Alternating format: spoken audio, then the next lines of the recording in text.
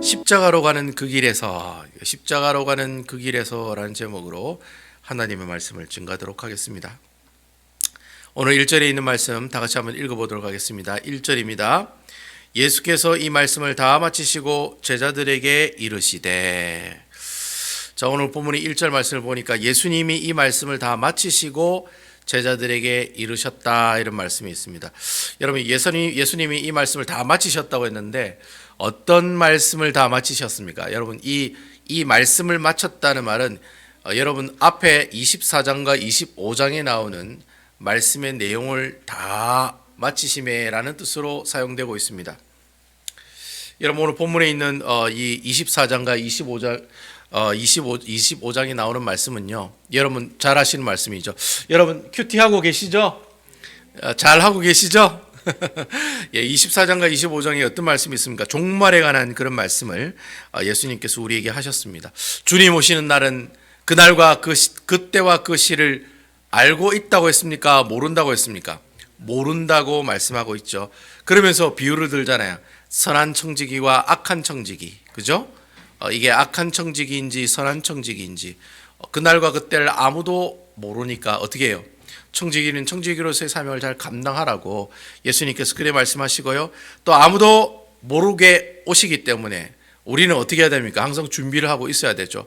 그래서 예수님께서 슬기로운 5처녀와 기름을 준비하는 슬기로운 5처녀와 어리석은 5처녀의 비유를 얘기하시는 거예요. 야, 너희들이 그날과 그때를 아무도 모르기 때문에 주님이 언제 오실지 모르니까 항상 준비하고 있어야 된다. 그런 비유를 통해서 우리에게 말씀하고 있고, 또 마지막에 주님께서는 마지막에 분명히 우리를 어떻게 하신다? 결산하신다.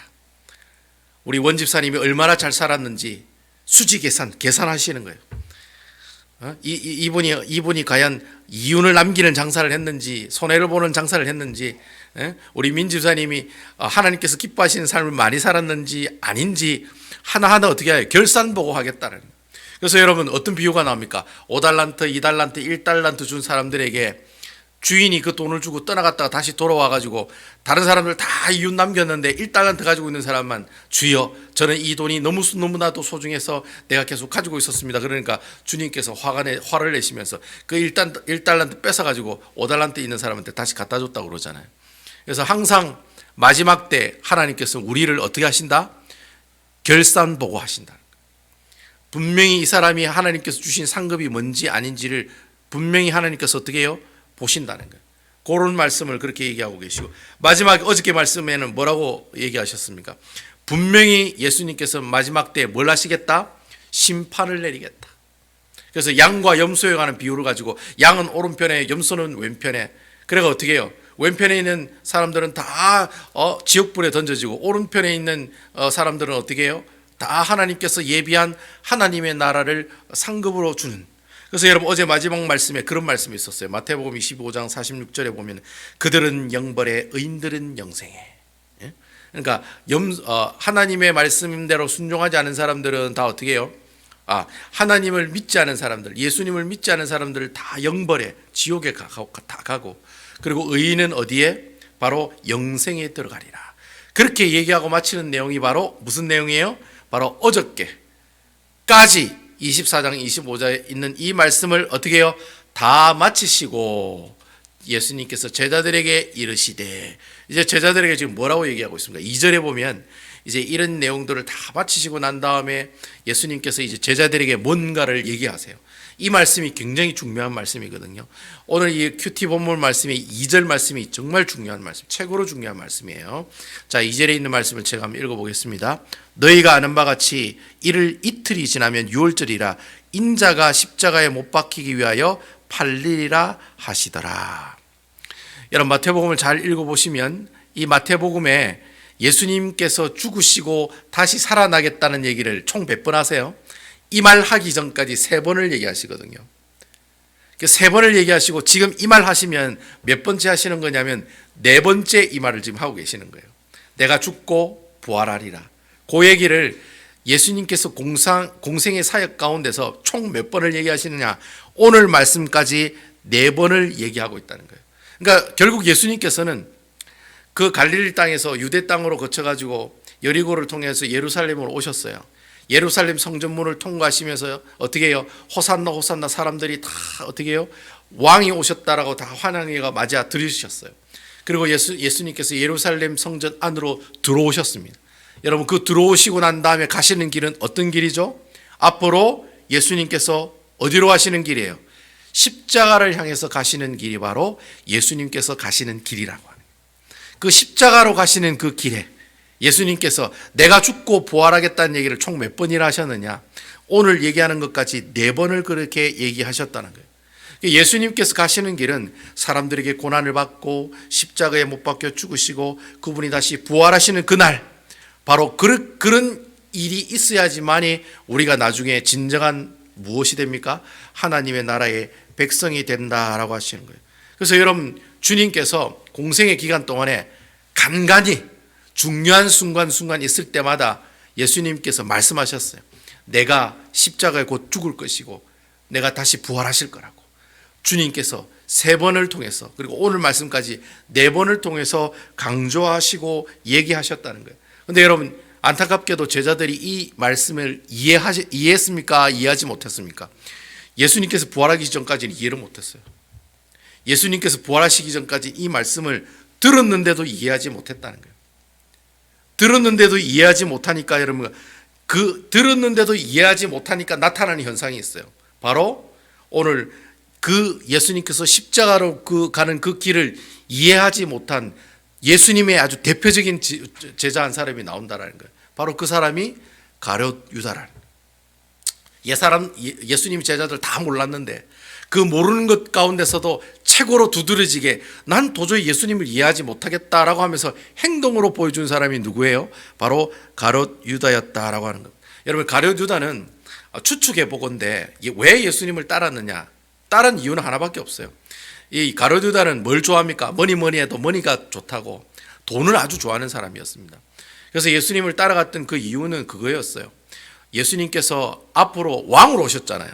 예수님께서 예루살렘을 들어오실 때 다 왕이라고 다 이렇게 칭송을 했잖아요. 호산나 호산나, 우리를 구원하실 왕 되시는 분이 주님이라고 다 사람들이 어떻게 해요? 소리 지르면서 환영했잖아요. 예수님의 제자인 가룟 유다가 그렇게 생각한 거예요. 그래, 맞아. 내가 모시고 있는 선생님은 나중에 왕이 될 거야. 왕이 되면 내가 한 자리를 찾아가겠지. 그러면 나도 어떻게 부귀영화를 누리며 살아갈 수가 있을 거야. 재물을 가지고, 돈을 가지고 한몫 자리 잡고 살아갈 수가 있을 거야. 여러분, 예수님 제자들도 다 그런 생각을 했잖아요. 그래서 여러분, 그 세베대 아들 어머니가 우리 아들은 왼쪽에, 우리 또 아들은 또 오른쪽에, 그런 얘기를 하잖아요. 그러니까 여러분, 제자들도 예수님이 진짜 지금에 있는 왕을 무너뜨리고 지금에 있는 지도자를 무너뜨리고 새로운 이스라엘이라고 하는 나라를 만들 줄 알고 있었다라는 거예요. 예수님의 제자들도. 근데 가룟 유다도 그렇게 생각하고 있었다는 거예요. 근데 여러분, 결국에는 어떻게 해요? 가룟 유다가 결국에는 그 꿈이 무너지게 된다. 야, 이 산이 아닌가벼. 옛날에 뭐 그런 광고가 있었잖아. 막 나폴레옹이 와다가 여기가 아닌가벼, 저기다 이러면서 저기 또 갔더니 여기가 아닌가벼 이러면서 또 다른 데 가고, 그런 광고가 있었잖아요. 마찬가지예요. 가룟 유다가 아무리 봐도 여기 가도 그렇고 저기 가도 그렇고 예수님이 왕 같은 사람이 될 사람이 아니라는 거예요. 근데 계속해서 예수님은 자기 입술을 통해 가지고 나는 좀 있으면 죽을 거야, 나는 좀 있으면 부활할 거야, 자꾸 그 말만 하시는 거예요. 오늘도 그 말을 하는 거예요. 결정적으로 이 가룟 유다가 예수님을 버리고 떠나게 된 계기가 된 사건이 나옵니다. 바로 여러분, 그 사건이 바로 오늘 본문에 나오는 사건이에요. 뭐 어떤 사건입니까? 바로 베다니에 사는 시몬의 집에 예수님께서 식사하고 계시는데 갑자기 한 여인이 나타나서는 향유 옥합에 있는 아주 귀한 그 향유를, 옛날에는 이 향유가 병에 이렇게 밀봉이 되어 있었거든요. 그래서 그 병을 이렇게 탁 깨트려 가지고 그 향유를 예수님 머리에 붓는 사건, 이 사건 때문에 결정적으로 가룟 유다가 예수님을 버리고 배신하고 누구에게로 찾아갑니까? 바로 대제사장에게로 찾아가서 은삼십에 예수님을 팔게 된 사건. 바로 그 사건이 바로 오늘 본문에 같이 나오고 있다는 거예요. 자, 그 내용 말씀 우리 6절에서 9절에 있는 말씀인데 제가 한번 읽어보도록 하겠습니다. 마태복음 26장입니다. 6절에서 26장 6절 9절 말씀. 예수께서 베다니 나병 환자 시몬의 집에 계실 때 7절 한 여자가 매우 귀한 향유 한 옥합을 가지고 나와서 식사하는 예수의 머리에 부으니 8절 제자들이 보고 분개하여 이르되 무슨 의도로 이것을 허비하느냐 9절 이것을 비싼 값에 팔아 가난한 자들에게 줄 수 있겠도다 하거늘. 자, 예수님께서 감람산에 잠시 쉬시고 이제 어디로 또 쉬러 가셔야 되잖아요. 그래서 아마 베다니라는 곳으로 갔던 것 같아요. 예루살렘에서 이 베다니는 한 2마일 정도, 뭐 우리 키로수로 따지면 한 3.2km, 뭐 한두 시간만 걸어가면 갈 수 있는 거리였어요. 예루살렘에서. 그래서 그 베다니 가면 여러분 잘 아시는 나사로, 마르다와 마리아가 사는 그 동네이기 때문에 뭐 자기가 모르는 동네도 아니고 가면은 분명히 쉴 수 있는 공간이 있을 거다 생각하고 갔던 것 같아요. 근데 시몬의 집, 문둥병자 시몬의 집, 이 시몬의 집이 나사로를 시몬이라고 하진 않습니다. 아마 나사로에 그 베다니에 아마 시몬이라고 하는 문둥병자가 있었던 것 같아요. 근데 나사로가 그곳에 와 있었던 거죠. 나사로랑 마르다랑 마리아가 그곳에 와 있었던 거예요. 친척인지도 모르겠어요. 뭐 어떤 신학자들은 친척이다라고 얘기하는데 어쨌든 뭐 아는 사이다 보니까 뭐 예수님이 왔다고 하니까 나사로도 왔겠죠. 뭐 어쨌든 그런 분위기였어요. 이렇게 아주 사람들이 모이니까 예수님이 오랜만에 오셨으니까 예수님과 같이 이제 식사 대접을 했겠죠. 보통 이 유대인들 사회에서는 손님이 오면 손과 발을 씻을 물을 대접하게 돼 있습니다. 그런데 문둥병자 집에 물 같은 게 어디 있겠습니까? 그리고 또 좀 사는 집은 향유를 이렇게 머리나 이렇게 손에 뿌려줍니다. 왜냐하면은 밖에서 온 여행객들이 냄새가 많이 나겠죠. 그러니까 냄새 나지 말라고 이렇게 향유를 이래 뭐 깨트리고 왕창 붓는 게 아니라 몇 방울 이래 떨어뜨리면 그 향이 어떻게 해요? 온 집안을 이렇게 감싸기 때문에 그래서 손님이 오면 꼭 그렇게 하게 돼 있어요. 그래서 뭐 손 씻을 물과 발 씻을 물 아니면 향유를 그 손님의 발이나 머리에 이래 떨어뜨리는 그게 이제 유대인의 관습입니다. 근데 뭐 이 시몬의 문둥병자 집에 그런 게 있었겠습니까? 일단 앉으셔가 식사를 하고 계셨어요. 근데 식사를 하는데 갑자기 한 여인이 와서는 향유 옥합을 깨트리고 그리고 그 향유 옥합을 어떻게 예수님의 머리에 붓는 그런 사건이 지금 일어났다라고 하는 거죠. 요한복음 15장에 보면 이와 똑같은 사건이 나오거든요. 마가복음 14장에 보면 그 똑같이 이 얘기가 나옵니다. 요한복음 12장에 보면 그 한 여인이 마리아였다라고 얘기해요. 그러니까 나사로의 여동생이죠. 나사로 오라버니라고 해서 나사로의 여동생 마르다와 마리아 얘기 아시죠, 여러분? 막 마르다는 열심히 일하고 있는데 마리아는 옆에 앉아가지고 예수님 말씀만 들고 그 사람들을 말합니다. 그 마리아가 바로 이 한 여인이었다라고 요한복음 12장에는 얘기하고 있는 거예요. 그래서 그 예수님께서 그때 그 당시 유대인들이 식사할 때 이렇게 누워서 이렇게 기대어가지고 식사를 하니까 우리들처럼 앉아서 이렇게 식사하지 않습니까? 다 이렇게 누워가지고 거의 뭐 이렇게 누워가지고 이렇게 음식을 먹는 문화예요. 그러니까 다 누워 계시니까 그때 이 마리아가 자신이 가지고 있는 향유옥합을 어떻게 해요? 깨트리고 예수님의 머리에 이렇게 부었다라고 하는 거죠. 그렇게 이제 향유를 부으니까 주위에 있는 사람들이 다 한마디씩 하는 거예요. 아마 우리도 그렇게 했을 거예요. 저거 있으면 말이야 팔아가지고 집안에 뭐 맛있는 거나 좀 사 먹지 말라고 저를 깨트렸다고 분명히 아마 우리도 그렇게 얘기할 정도로 그 향유는 굉장히 비싼 향유였다라고 하는 거죠. 그래서 마가복음 14장과 요한복음 12장에 보면은 이 향유가 300데나리온 정도 된다고 그랬어요. 300데나리온. 여러분 1데나리온이 한 사람 노동자가 일하고 받은 품삯이거든요. 요즘 뭐 하루 일하면 얼마나 봅니까? 한 100불 봅니까? 많이 뭐 보통 한 100불 벌시죠. 근데 100불 버는데 이게 하루에 원 데나리온이면 1년이면 한 거의 365일이니까 한 300데나리온은 1년 동안 내가 일하고 번 돈으로 산 아주 비싼 바로 향유가 지금 이 마리아가 가지고 깨트린 향유의 값이라는 겁니다. 그러니까 300데나리온은 1년 연봉이죠.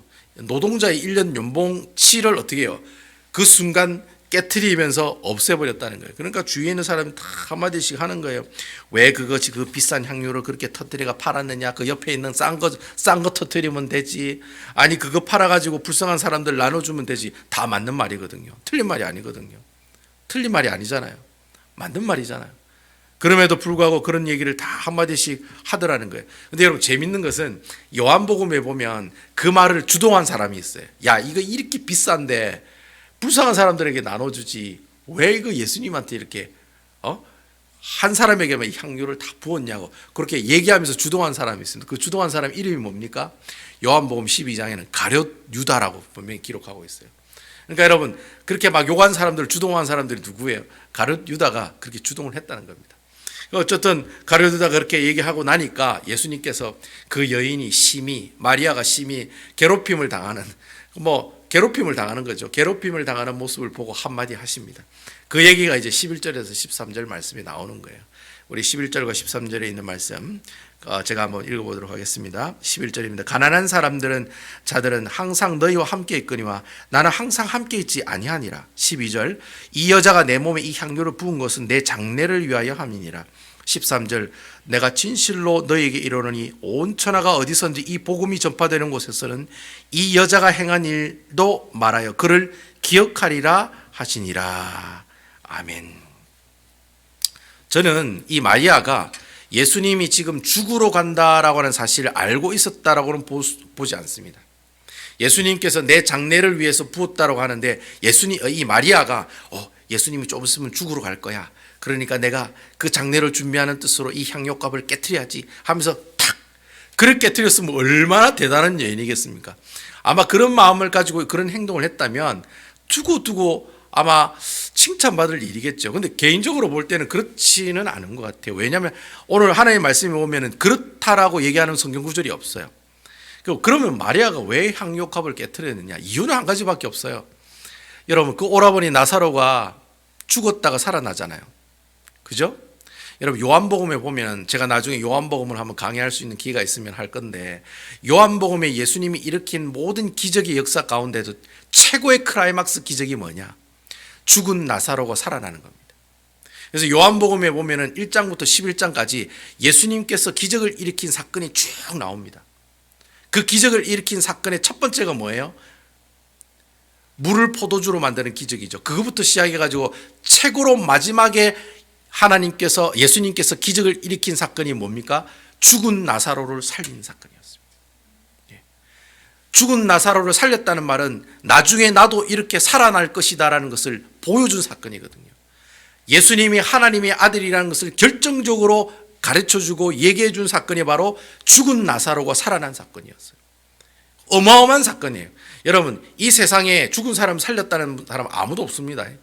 예수님밖에 없습니다. 여러분 예수님밖에 없습니다. 죽은 사람을 살리신 분 예수님밖에 없습니다. 구약에 보면 살린 사람도 있긴 있지만은 그렇지만 여러분 예수님께서 죽은 사람을 살리는 것 외에는 어느 누구도 죽은 사람을 살리는 그런 기록들이 없습니다.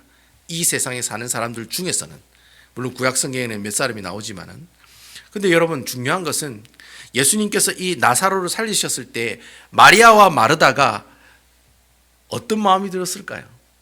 자기 오라버니가 죽은 지 나흘이 지났는데도 그 시체 썩는 그 굴에서 온통 붕대로 감겨져 있는데 막 이래 나오잖아요. 그런 기적의 역사가 이 가정 안에 일어났다는 거예요. 자, 마리아가 그것을 잊어버리고 있었을까요? 안 잊어버리고 있었을까요? 안 잊어버리고 있죠. 그걸 잊어버릴 수가 있습니까? 사랑하는 자녀가 죽었다가 다시 살아나는 역사가 일어나면 내가 가지고 있는 가장 소중한 것을 누구에게 주는 것이 아까울까요? 아깝지 않을까요? 아깝지 않다라는 거예요. 그러니까 여러분 이 마리아의 입장에서는 죽은 오라버니를 살려준 그 예수님이 너무 고맙고 감사한 거예요. 그래서 마리아가 가지고 있었던 거의 전 재산과 같은 거죠. 그 비싼 향유, 나드 향으로 만든 이 향료값은 그 당시 유대인들과 로마 사람들에게도 아주 부자인 사람들만 가지고 있었던 향유였대요. 근데 그 향유를 어떻게 해요? 자기가 가지고 있는 가장 소중한 것, 전 재산과 같은 그 향유 옥합을 누구에게 깨트려요? 바로 예수님께 깨트려서 그의 머리에 부었다라고 하는 것입니다. 왜 부었습니까? 너무 고맙고 감사하니까. 다른 거 없어요. 다른 이유가 없습니다. 너무 고맙고 감사하니까 그 감사의 표현으로 자신이 가지고 있는 모든 것으로 다 어떻게 해요? 주님 앞에 내어드렸다는 거예요. 자, 여러분 사랑하는 사람이 생기면 사랑하는 사람한테 주는 게 아깝습니까? 안 아깝습니까? 안 아깝죠. 자식이 밥을 맛있게 먹고 있는 모습 보면은 부모가 배부르다고 하지 않습니까? 그런 것 같아요, 여러분. 자녀가 이래 맛있게 뭐 먹고 있으면 내가 안 먹어도 배부른 것 같아요. 사랑하니까. 내가 사랑하는 사람이, 내가 여러분 연애할 때 자기야 뭐 하면서 이렇게 여러분 서로 연애할 때 내가 막 내 주머니에서 돈 나오는 게 아까워요, 안 아까워요? 예? 내가 누구한테 물어봐야 되나 이 얘기를? 원집사님한테 물어봐야 되나, 우리 장로님한테 물어봐야 되나, 우리 권사님한테 물어봐야 되나? 우리 장로님이 연애할 때 가지고 있는 돈 없는 돈 다 내가지고 나를 이렇게 즐겁게 해주던가. 저는 그랬던 것 같아요. 저는 참 연애할 때 참 돈이 많이 없었는데, 제가 한 번은 제가 이 얘기를 안 하려고 그랬는데 어쨌든 설교하다 보면 이 얘기가 나오네. 옛날에 그 화이트데이 있었잖아요. 발렌타인데이 때인가? 뭐 하여튼 그 뭐 남자가 여자한테 사탕 사주는 데 있었잖아요. 제가 아내한테 사탕을 한번 사줬는데 그 사탕 값이 제가 한 달 동안에 점심을 먹을 수 있는 식권값하고 똑같았었거든요. 근데 그 한 달이 아니 일주일 동안 먹는 그 점심값을 그 사탕 사는데 제가 다 투자해가지고 아내한테 줬거든요. 근데 주면서 제가 그랬어요. 덜덜덜 떨면서 이거 내 일주일 동안 점심값이라고. 그랬더니 여러분, 아내가 일주일 동안 제게 점심을 사줬을까요? 안 사줬을까요? 사줬을까요? 안 사줬을까요? 그건 여러분들이 상상에 맡기도록 하겠습니다. 어쨌든 간에 그것도 어쨌든 여러분, 사랑하는 사람이 있으면 일주일 동안 점심을 굶어도 어떻게 해요? 괜찮은 거예요. 이게 마찬가지인 거예요, 여러분. 내가 사랑하는 남편이 있고 사랑하는 아내가 있고 사랑하는 자녀가 있으면 내 주머니에서 나오는 것이 아깝지가 않은 거예요. 그러니까 마리아가 지금 그런 상태인 거예요. 죽은 내 오라버니를 살려주신 그 은혜가 얼마나 크겠어요. 그러니까 이 마리아가 자기가 가지고 있는 가장 소중한 것을 어떻게 해요? 깨트려 가지고 주님 앞에 내놓으셨다라고 하는 것입니다. 자, 여러분, 이러한 사실들을 가려두다가 이해를 하지 못한 거예요. 그러면서 예수님께서 뭐라고 말씀하셨습니까? 그가 나에게 한 행동은 내가 앞으로 어떻게 해요? 죽을 것을 미리 알고 어떻게 해요? 이 향유를 내 몸에 부었다라고 얘기해 주시는 거예요. 여러분, 유대인들은 사람이 죽으면 그 몸에다 향유를 바릅니다. 그러고 난 다음에 붕대를 감아요. 그러고 난 다음에 돌무덤에 가서 이렇게 돌 위에다 얹어 놓습니다. 그 사람들은 땅에 안 묻으니까 돌에다 얹어 놓고 돌문을 닫아요. 그 사람들 장례법이 그런 거예요. 예수님께서 앞으로 자신이 죽을 것이라는 그러한 말씀을 하시면서 이 마리아가 한 행동을 어떻게 해요? 칭찬하셨다는 거예요. 그러면서 아마 나에 대한 복음을 전거할 때 이 여인이 나에게 한 그 행동을 어떻게 하라? 계속해서 얘기하고 전하라는 그런 얘기를 이 제자들에게 하게 되었다라고 하는 것입니다. 여러분, 이 사실에 가려두다가 핑 돈 거예요. 아니, 세상에 300데나리라는 돈을 깨트려서 자기 머리에 붓는 그 모습을 보고 예수님은 앞으로 내가 생각하는 그 왕이 되지 않을 거라고 생각했다는 거예요. 그리고 그 사건 이후부터 어떻게 가로두다가 바로 달려간 것이 바로 대제사장들에게 달려갔다는 거예요. 결국에는 가려두다가 예수님이 가시는 그 십자가의 길을 이해하지 못했다는 거예요.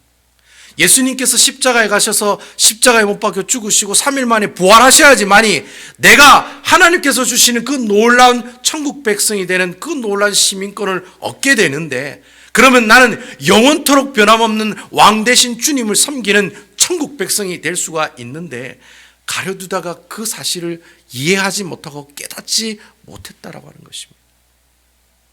여러분, 우리는 예수님께서 십자가에 가신 그 걸어가시는 길을 알고 있습니까? 모르고 있습니까? 알고 있는 사람들이잖아요. 이미 예수님께서 걸어가신 그 길은 그 당시 제자들은 이해하지 못했지만 우리는 이해하고 있잖아요. 그분이 십자가에 못 박혀 죽으심으로 우리에게 죄 없다 하시고 의롭다 하시고 하나님과의 관계가 회복되게 해주시고 죽고 부활하심으로 우리에게 부활의 산 소망과 영생을 주셨다. 이 사실을 여러분 알고 계시잖아요.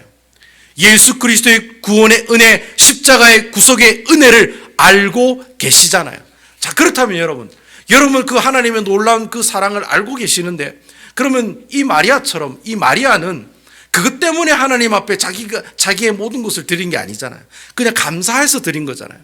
우리는 주님께서 왜 그 십자가의 그 길을 걸어가셨는지를 알고 있는 사람들인데, 그러면 우리도 마찬가지로 이 마리아가 가지고 있는 것처럼, 마리아의 행동처럼 내가 가지고 있는 가장 소중한 것으로 주님 앞에 드리는 것은 마땅한 모습들이 아니겠는가라는 것이에요. 제가 이 말씀을 묵상하면서 그런 생각을 들었습니다. 제가 그런 질문을 던졌어요, 제 스스로에게. 그러면 내가 주님 앞에 가장 소중한 것으로 드릴 수 있는, 주님께 가장 소중한 것으로 드릴 수 있는 행위가 뭐가 있을까? 저는 한 가지 있다고 생각하고 있어요. 여러분, 뭘까요? 내가 주님께 드릴 수 있는 가장 소중한 것 뭘까요? 바로 주님 앞에 예배 드리는 것입니다. 아멘입니까? 여러분, 제가 여러분들에게 여러분 가지고 있는 전 재산 지금 하나님 앞에 다 바치라, 그 얘기가 아니에요. 내가 가지고 있는 것으로 주님께, 정말 주님께 모든 것들 다 드릴 수 있는 기회가 되는 행위가 뭐냐면 하나님 앞에 예배를 드리는 것입니다. 내가 하나님께 마음을 다하고 뜻을 다하고 내 모든 생명을 다해서 주님 앞에, 아버지 앞에 하나님의 음성을 들으러 나오는 그 자리, 하나님을 찬양하고 하나님께 영광 돌리고 하나님의 귀한 백성들을 위해 중보하는 그 예배하는 그 자리에 오는 그것이 바로 마리아가 자기가 가진 가장 소중한 것을 주님께 드리는 행위와도 같은 모습들이다라고 하는 것입니다. 그래서 저는 여러분들이 예배 드리기 힘들 때 예배 드리는 그 사람이 되었으면 좋겠어요. 코로나19으로 예배당에 오기가 힘들잖아요. 이럴 때일수록 내가 하나님 앞에 드릴 수 있는 가장 소중한 것을 드릴 수 있는 기회가 뭘까? 여러분들이 11조를 많이 하고 헌금을 많이 하고 교회에 와서 여러분 열심히 헌신하고 봉사하는 것, 그것도 하나님께서 기뻐하세요. 하지만 하나님께서 가장 기뻐하시는 것은 여러분들이 주님 앞에 나와 온전한 예배를 드리는 것인 줄로 믿으시기 바랍니다. 그래서 여러분, 옛날에 목사님들이 그런 설교 많이 하시잖아요. 예배의 실패는 곧 무엇의 실패다? 인생 실패다. 내가 하나님 앞에 예배 드리는 게 실패하면 내 모든 인생이 다 실패라는 거예요. 예배가 내 모든 것이라는 거예요. 하나님 앞에 드리는 이 예배가 내 인생의 전부라는 거예요. 그래서 내가 예배를 실패하면 내 인생이 실패하게 되는 거예요. 내가 하나님 앞에 예배 드리는 것을 어떻게 소홀히 여기게 되면 어떻게 해요? 내가 아버지 하나님께서 주시는 그 풍요로움과 하나님께서 주시는 그 은혜를 누리지 못하는 인생이 된다라는 거예요. 하지만 여러분, 예배에 목숨을 걸고 예배를 통해 하나님 앞에 나오는 그 주의 종들을 향해서 주님이 어떻게 하시겠습니까? 어려운 환경이 있을 때마다 주께서 주시는, 참으로 베풀어 주시는 그 놀라운 은혜가 임하는 역사가 있을 줄로 믿으시기 바랍니다. 마리아가 보세요.